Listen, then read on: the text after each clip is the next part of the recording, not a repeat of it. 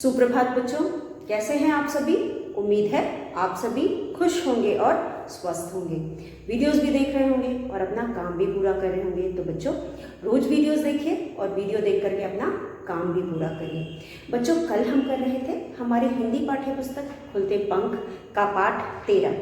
बच्चों पाठ 13 है बहादुर भीम। अब इस पाठ में हमने भीम की बहादुरी की एक कहानी सुनी थी और हमने कुछ कौरवों और पांडवों के बारे में भी विचार किया था। तो बच्चों आप सभी ने महाभारत भी देखा है, रामायण भी देखा है और आप सभी इनकी कहानियाँ मतलब इनके बारे में भी आप जानते हैं और आप अपने मम्मी पापा से भी बातचीत करके इनके बारे में जान सकते हैं, पूछ सकते हैं या अपने दादी दादा से भी पूछ सकते हैं। तो ये हमारी इतिहास से संबंधित है, इसलिए ये सारी बातें आपको पता होनी चाहिए। तो बच्चों यहाँ पे हम भीम की कहानी पढ़ रहे थे और उस कहानी को हमने पढ़ के खत्म भी कर दिया था। तो चलिए जैसा कि हम हमेशा करते हैं, एक बार कल जो हमने पढ़ा था उसे दोहरा लेते हैं, फिर आगे का अभ्यास करेंगे। तो बच्चों पाठ था 13 बहादुर भीम। राजा पांडु के 5 बेटे थे, युधिष्ठिर, भीम, अर्जुन, नकुल और सहदेव। 5 भाइयों में भीम बहुत बहादुर और बलवान थे। एक बार वन में घूमते घूमते 5 पांडव अपनी माता कुंती के साथ एक गांव में पहुँचे। वे एक ब्राह्मण के घर में ठहरे। गांव के पास ही वन में एक राक्षस रहता था। गांव वाले राक्षस से बहुत परेशान थे। उन्हें प्रतिदिन ढेर सारा भोजन और एक आदमी राक्षस के पास भेजना पड़ता था। एक दिन ब्राह्मण के बेटे की बारी आई। ब्राह्मण का एक ही बेटा था। ब्राह्मण और उसकी पत्नी रो रहे थे। रात को रोने की आवाज़ सुनकर भीम उनके पास गए और रोने का कारण पूछा। ब्राह्मणी ने रोते रोते सारी बात बता दी। भीम ने कहा, आप रोइए मत, कल आपके बेटे की जगह राक्षस के पास मैं जाऊंगा। ब्राह्मणी बोली, नहीं नहीं, मैं अपने बेटे की जान बचाने के लिए किसी दूसरे के बेटे की जान खतरे में नहीं डाल सकती। भीम बोले, आप चिंता न करें, मुझे कुछ नहीं होगा। अगले दिन भीम ढेर सारा भोजन गाड़ी में लादकर राक्षस के पास पहुँचे और आराम से बैठकर खुद भोजन करने लगे। राक्षस को बड़ा गुस्सा आया। वह बोला, यह क्या कर रहे हो? भीम ने कहा, देखता नहीं, खा रहा हूँ। भीम की बात सुनकर राक्षस गुस्से से पागल हो गया। वह भीम पर तेजी से झपटा। भीम तैयार थे। उन्होंने उछलकर जोर से एक लात राक्षस की कमर में जमाई। दोनों में जमकर लड़ाई शुरू हो गई। भीम ने घूंसे से मार मार कर राक्षस को बेहाल कर दिया। वे उसकी छाती पर चढ़ बैठे और उसका गला दबाने लगे। कुछ ही मिनटों में राक्षस की जान निकल गई। भीम गाड़ी लेकर वापस आ गए। जब गाड़ी गांव पहुंची तो भीम को जीवित देखकर गांव वालों के आश्चर्य का ठिकाना न रहा। राक्षस के मरने की खबर सुनकर गांव वाले खुशी से नाचने लगे। ब्राह्मणी ने भीम को छाती से लगा लिया।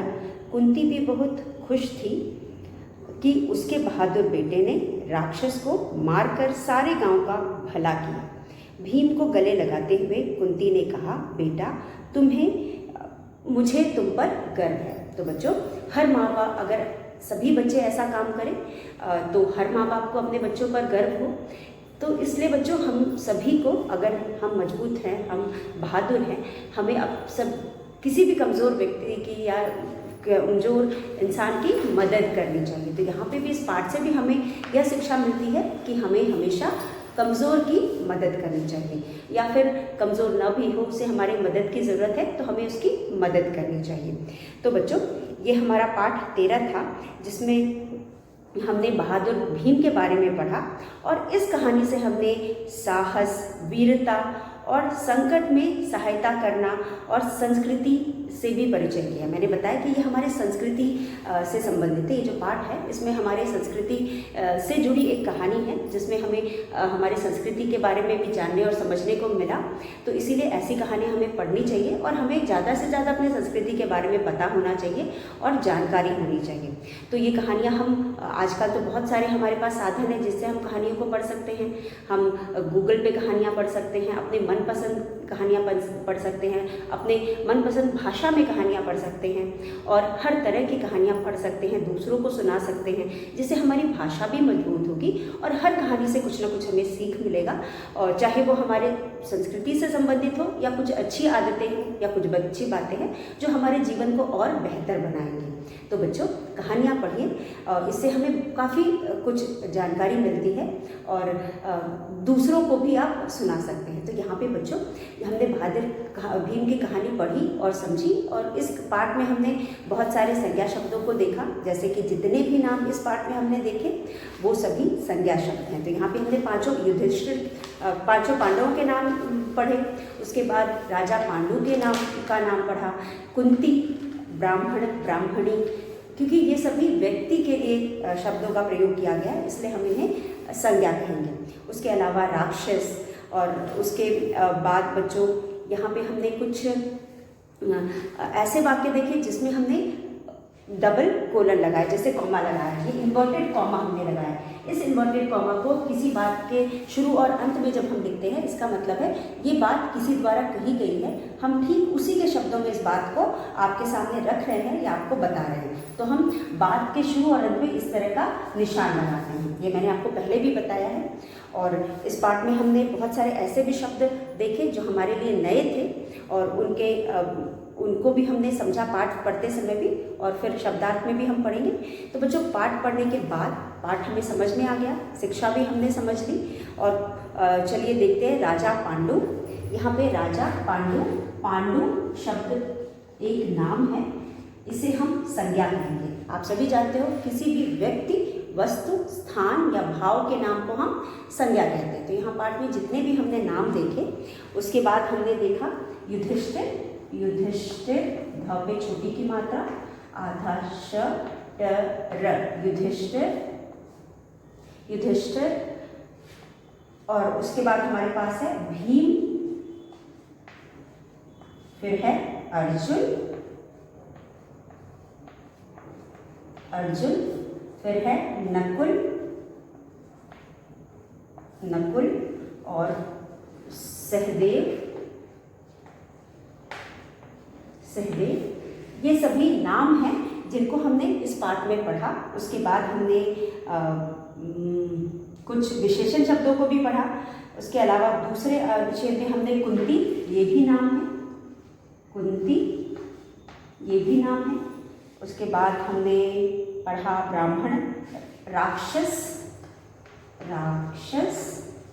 फिर उसके बाद हमने ब्राह्मण भी पढ़ा और ब्राह्मणी, ब्राह्मण,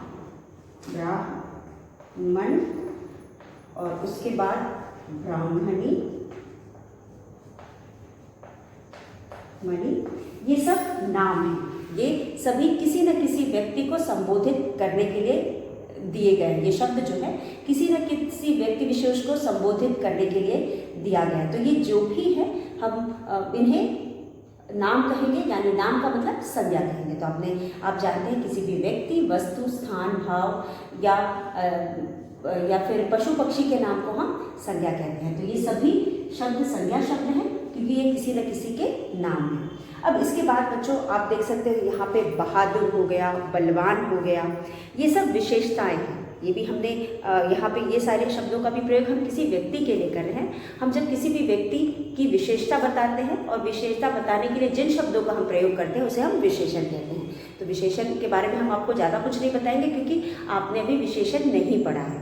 तो बच्चों इस पाठ में हमने बहुत सारे ऐसे शब्द देखे जो कि हमारे लिए कठिन थे और नए थे। तो चलिए हम उनको लिख करके उनके अर्थ को पहले समझ लेते हैं। तो यहाँ पे हमने संज्ञा शब्दों को देखा, जितने भी पाठ में हमने नाम पढ़े और देखे वो सभी संज्ञा शब्द हैं। उसके बाद यहाँ पे आप देख सकते हो बलवान। बलवान आपका अगला जो अभ्यास है आपके पाठ में दिया गया, पाठ के अंत में, वो है शब्दार्थ और मुहावरे। शब्दार्थ और मुहावरे, शब्दार्थ और मुहावरे, शब्दार्थ और मुहावरे।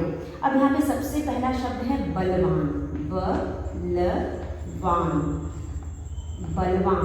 तो बच्चों बलवान का मतलब होता है शक्तिशाली, बलवान का मतलब होता है शक्तिशाली या फिर ताकतवर, ताकतवर। वह इंसान जिसके पास बहुत सारी ताकत होती है, जिसके पास बहुत ताकत होती है और जो कोई बड़े से बड़ा काम कर लेता है तो उसे हम ताकतवर कहते हैं। उसके बाद वन, वन, वन का मतलब होता है जंगल, वन का मतलब वन का मतलब जंगल, ज पे बिंदी, ग और ल, जंगल, वन का मतलब जंगल।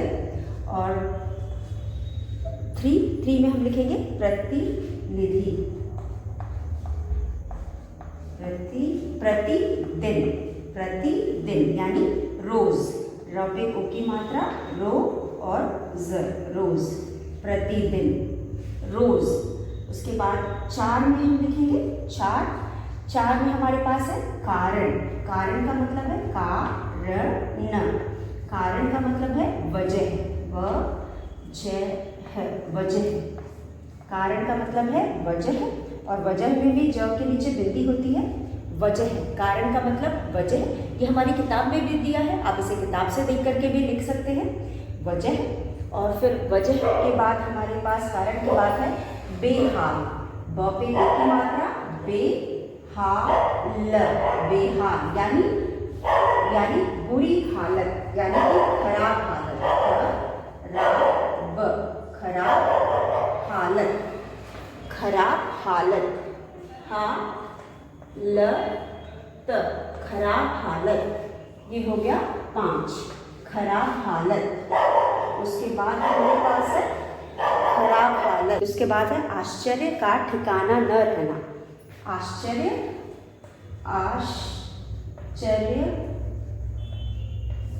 का ठिकाना, पे छोटी की मात्रा, का ना, आश्चर्य का ठिकाना न रहना, आश्चर्य का ठिकाना न रहना। बहुत आश्चर्य होना, पे ओ की मात्रा, होना, बहुत आश्चर्य होना। उसके बाद है गर्व, ग 7 पे है गर्व, गर्व का मतलब अभिमान, गर्व का मतलब अभिमान। अब यहाँ पे आप देख सकते हो बच्चों, ये कुछ शब्द हैं जिनको हमने यहाँ लिखा और इसका मतलब हमने पाठ को पढ़ते समय भी हमने इसका अर्थ समझा था। एक बार फिर इसे पढ़कर हम समझ लेते हैं। बलवान, ताकतवर, वन, जंगल, प्रतिदिन, रोज, कारण, वजह, बेहाल, खराब हालत, आश्चर्य का ठिकाना न रहना, बहुत आश्चर्य होना, गर्व यानी कि अभिमान। तो बच्चों यहाँ पे आप देख सकते हो गर्व यानी कि अभिमान। तो यहाँ पे जो शब्द दिए गए हैं ये सभी शब्द हमने पाठ में पढ़े थे, पाठ पढ़ते टाइम समय भी हमने समझा था। बलवान, कौन था बलवान? जो भीम थे वो बहुत बलवान थे, बहुत ताकतवर थे, वो किसी से भी लड़ाई कर लेते थे और उसे हरा देते थे और काठी से भी बहुत हट्टे कट्टे थे, यानी कि देख के भी बहुत बलशाली लगते थे। वन यानी जंगल, वन यानी जंगल, प्रतिदिन यानी रोज, कारण यानी वजह, बेहाल खराब हालत, आश्चर्य का ठिकाना न रहना एक मुहावरा है। जब कोई ऐसी बात होती है जिसकी हमने उम्मीद नहीं की होती है, उस तो हम कहते हैं बहुत आश्चर्य होना। हम कहते हैं बहुत आश्चर्य होना, यानी कि हम बहुत खुश हो जाते हैं और ऐसी कोई बात होना जिससे हमें विश्वास नहीं होता तो हमें आश्चर्य होता है। तो आश्चर्य का ठिकाना न रहना यानी बहुत आश्चर्य होना। उसके बाद गर्व, गर्व का मतलब होता है अभिमान। तो ये कुछ शब्द थे जो आपके पाठ में दिए गए हैं, आप इसे अपनी क्लास वर्क कॉपी में लिखेंगे। तो बच्चों आज हमने जो भी किया आप उसे पढ़ लीजिएगा, दोहरा लीजिएगा और कल के वीडियो में हम आगे का अभ्यास करेंगे। हम कठिन शब्द करेंगे। आप सभी जानते हो कि पाठ खत्म होने के बाद सबसे पहले हम कठिन शब्द करते हैं और उसके बाद हम शब्दार्थ करते हैं। तो आप इसे एक बार पढ़ के कर लीजिएगा। कल कठिन शब्द करने के बाद हम इसे शब्दार्थ को लिखेंगे। आज मैंने इसलिए बता दिया क्योंकि हम इसे पहले पढ़ चुके थे और पाठ के साथ भी हमने इसे मिला करके पढ़ लिया। तो बच्चों आज के लिए बस इतना। कल एक बार फिर मिलेंगे। तब तक के लिए खुश रहिए, स्वस्थ रहिए।